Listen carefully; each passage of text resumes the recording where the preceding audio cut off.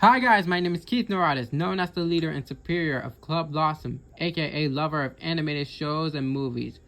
And with me is Gilbert.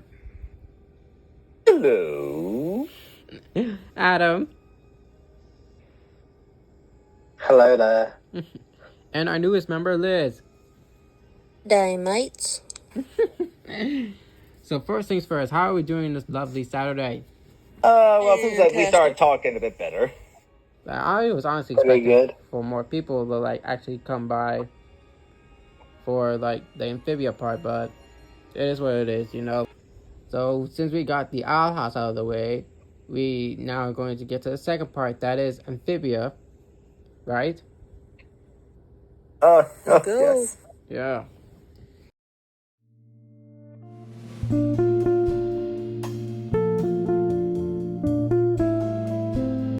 Yay.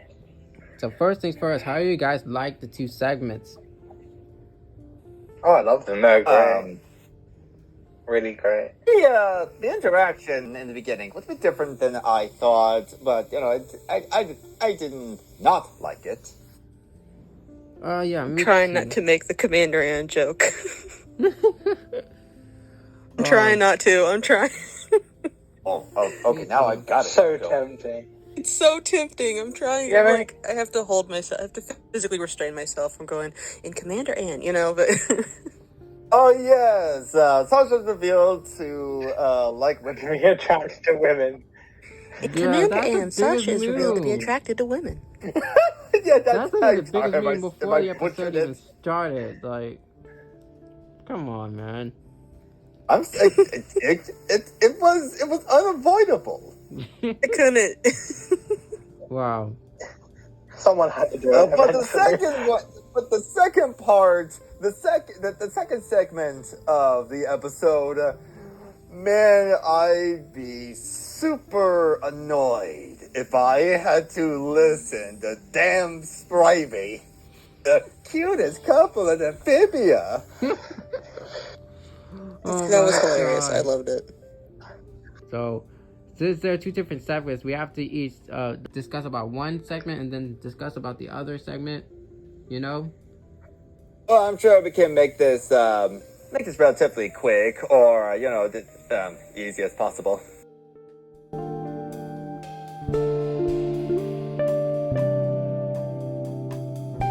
First episode, Commander Ann. Ann and the Planetarians have made it back to Amphibia, revealing that it's a whole apocalyptic nightmare where everything is destroyed, replaced by factory pollution and robots. I was so upset that Wartwood, of all the best places that we discovered, it's bad enough Newtopia is getting completely obliterated, but Wartwood is literally what I love the most. The entire season 1 and 2 was literally on Wartwood. That made me hate King Andreas even more. The fact that he even dare lay a finger on that town. Yeah, I wouldn't be surprised if he starts going towards Wartwood, on his own, pretty much. Because, there's so much there, he could use to hurt everybody there, and it's just, I'm scared. Me too. Well, it has been months since Anne left. So I would imagine Andreas would have been to Wartwood sooner or later. Oh yeah, that's right. And I honestly thought that he was just cooped up in his own castle, just trying to get Anne. But nope. Yeah, the king could be cooped up in his castle. His army does the work. Oh crap. Yeah, you guys didn't think that? Didn't think that through until now.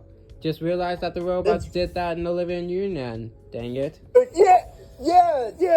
I mean, how could you? Andreas is sitting in the castle. All kings sit in their castle. That's why they have knights to go out and do their bidding. Oh wow. In this case, the knights are robots. I don't know. I feel something different about Andreas for some reason.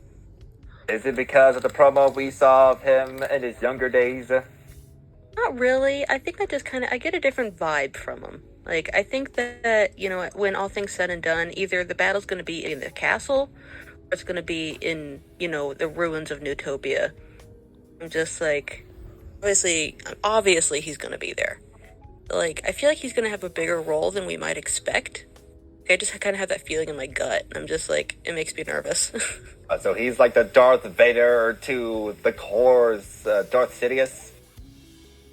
Yeah, more or less, yeah. I mean, they referenced Star Wars last week. I asked them. Oh yeah, we did at that reference last episode. Yeah.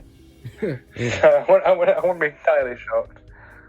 And what really surprised me is they go to the planters go back to Amphibia in the ruins. They meet Sasha, and the interaction between Anne and Sasha, I guess you could say the fandom kind of got to me because I thought it'd be more like an argumentative state, you know, like So glad it wasn't. And I thought it'd be more of like the scenario was like Anne was too more skeptical to talk to Sasha, but thank goodness it was like not the case because I think at this point Anne like realized that like there are more important things to do than bicker and argue, and you know, and kind of realized the situation, and you know, Sasha doing everything she can, you know, does not want power, gives the power to Anne. It showed Anne that she's being more selfless than you know previously.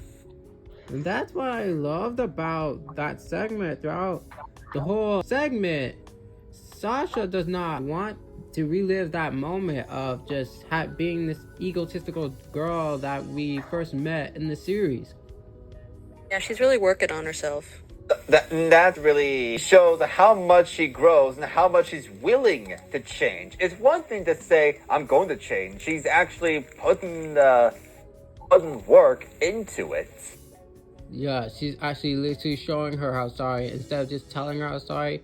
This literally just shows how actions speak louder than words.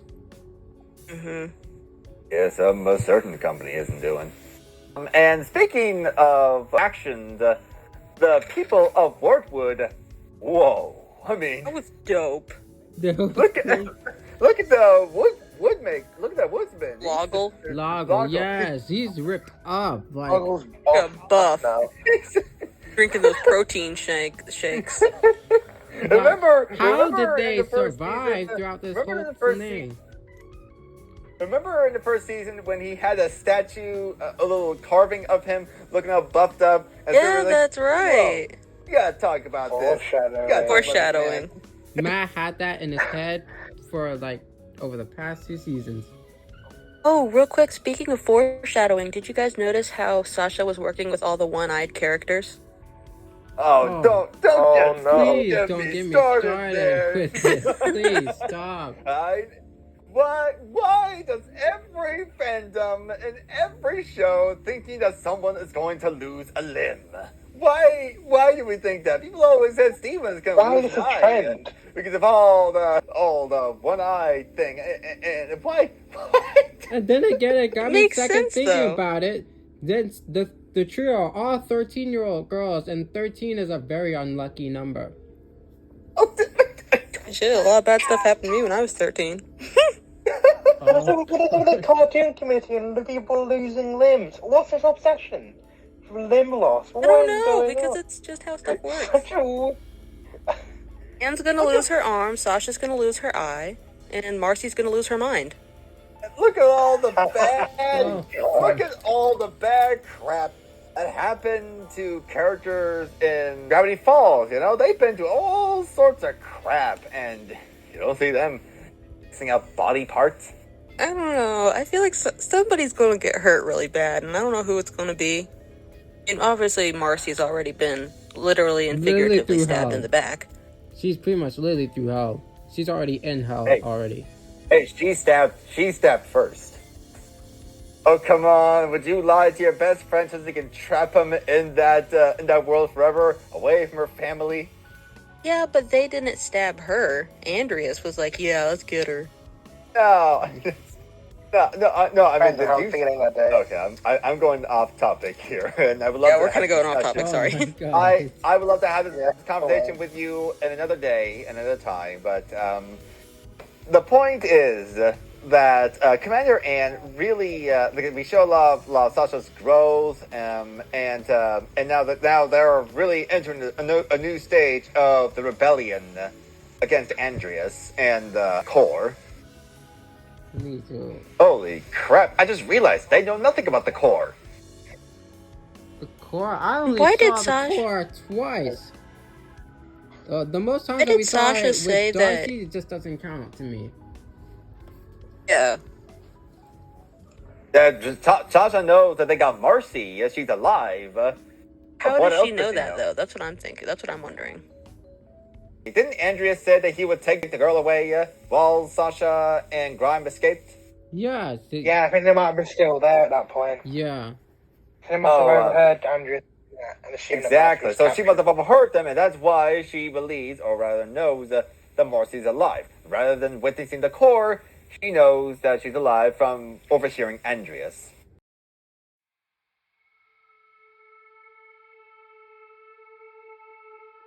The next episode, Sprivy. Yes, Sprivy. I just love the And I two say duo. this with annoyance. I'm gonna... I don't care what you guys said. I thought it was cute. I thought it was funny. It was wholesome, I'm yeah, not- but I'm not hating on anyone who likes the episode, okay? It is a funny episode. But the way that Ivy and Sprig were just like... It feels like in the Loud House with Lori and Bobby. It's that kind of annoying. Oh, really? Yes, they almost trying to give me almost like... It's like always like they couldn't stand being far apart for even 1 second. Does that sound like anything you know? And everybody is annoyed, and I do mean everybody in Wordwood. Like, hey, anyone mind giving us a seat to the cutest couple in Wordwood? And everyone's like, oh, this again. I mean, they were literally away from each other, like 2 seasons. Like season 2, For they months. were away from each other when the Planters traveled to Newtopia, and happened again in season 3A when they were in LA. And I would miss, my loved ones if I was away from that long too, and I wouldn't really want to separate from them for a while afterwards either. And that is the only explanation that I can accept, especially since they're in the middle of a war. Yeah. War is uncertain, and I can see why Ivy and Sprig are acting like this, but at the same time, as Sasha threateningly say, they almost jeopardize the mission because they can't stand being apart for 1 second. What's the cook's name? I forgot. Dang it. Oh my god, I literally just watched it Starts twice. with an S. Stumpy. Stumpy, yeah. Oh, yeah, I Stumpy, dang I it. feel really bad for Stumpy the most. Really? Poor man. Because he said that he has two a weapon on each stumps, and you're good for fighting, but not for holding the hands of your sweetheart. Ow. That poor man. And he Ow. just lost Oh, himself that a poor restaurant man. because of this war. Pain. But who knows that that haircutting girl? I don't know. She seems to be interested. I mean, she even said she wants to replace her hands with scissors. Oh, Like, he must have had a wife at some point. Like, come on. Come on, man. But I love the Scissor part. hands. And I love the part when Sprig and Ivy tricked them by giving him a forged note from Sasha. It's like dear nerds, like automatically. I want you two to switch so Ivy and Sprig can be together on the mission. What's even more hilarious is that the girl, not Ivy, but the other girl, was just so oblivious to even notice that Sprig and Ivy were dating. I think he likes you. It's my kind of obliviousness. Oh my god. Oh. But you know what was really interesting in both Amphibia and the Owl House? What? They both involve crabs. Where did you find the Oh, crab yeah. on the loud house? Because I think where was the crab that you Because found? because they called her because Crab maiden. crab maids, Lewis and Elizabeth crab maids, and Stumpy and the scissor girl is fighting a giant robot crab. Oh. I'm surprised you found that slightest detail. Like, I was so hyped Who, up for me? the episode. Yeah, I'm surprised you noticed that. Yeah, well done. I'm not I don't know. Like I watched both episodes back to back last night, and I heard Crab Maiden, and it's like that's an odd thing to call yourself. And then of course then they got that crab monstrosity, and I don't know. Oh my god. The first thing that popped into my head. Well, with that said, how would you rate the episodes? Like the whole episode, not just for the 2 episodes, but the whole episode. Okay, if I had to judge the whole episode, it'd be an 8. It'd be like an 8 out of 10. I would go for an 8.5. I'd say 8.5. Yeah, me too. 8.5. How about you, Adam? Oh. Commander around about 9. Sprivy about 8.5. I agree. Yeah, we can literally just all agree it could be 8.5 or just like 9, whatever. Somewhere in that range. That's what were you, with that out of the way, what can you like expect for the following episode, which is Sasha's Angels / Ulm Town Road? What's that about again? I'm sorry if I missed the question, like what can you expect from the next week episode? No, I heard like a Sasha's Angel. What was that again? No, I was saying what can you expect from next week? Summary. A team of resistance fighter gets captured in Sasha's Angel and Ulm Town Road, and her friends search for the city Proteus. I Imagine wonder who the resistance person is going to be that gets captured. I also just realized at the end of Sprivy that they're now starting to see a Wally connection to his wealthy family. Yeah, I haven't seen Wally's family in a while. I guess what I can tell from the only thing I can picture in Ulm Town Road is that song by Lil Nas X. That's the only thing I'm thinking of. Yeah, That I'm like was going so- into this episode blind too. I don't know what to expect. Me too. I wouldn't be surprised if Lil Nas X makes a cameo in that episode.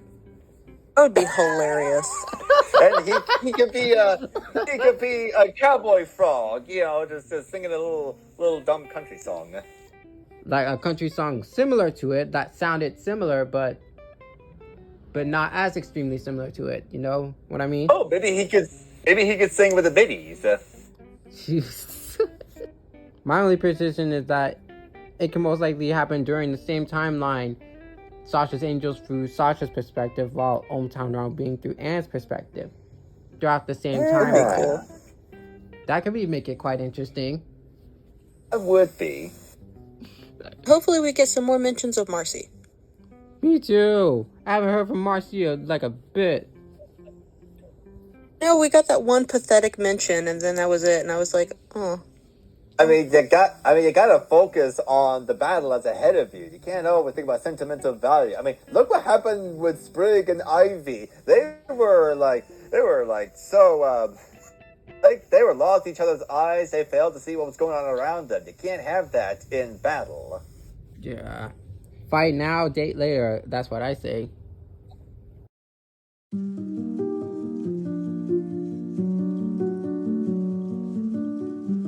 Like, before we head off, like, because there are like other stuff I want to address to you guys. Like, April is literally coming up, and we still have a lot. We literally have a lot that's going to be delivered to us in April. Mm-hmm. Yeah. Just gonna have to wait and see and your eyes and keep ourselves entertained in the meantime. Yeah, I need to.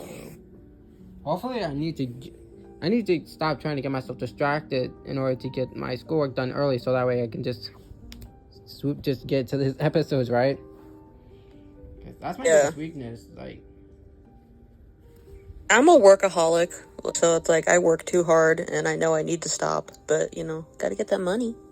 Gotta buy that Amphibia merch. I have 2 jobs actually. Not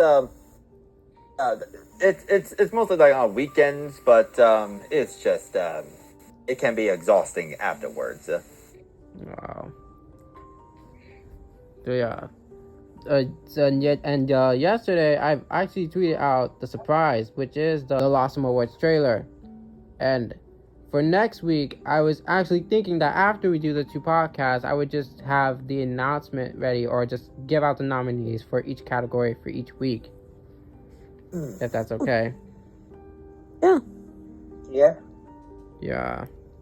Yeah. Hopefully more people will actually come for the nominees announcement.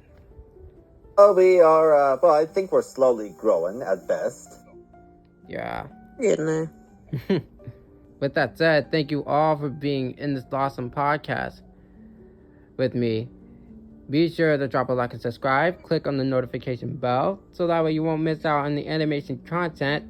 And with that said, I bid you peace. Bye. Say bye, everyone. Erroneous! Alright. I'll see you guys later, dude.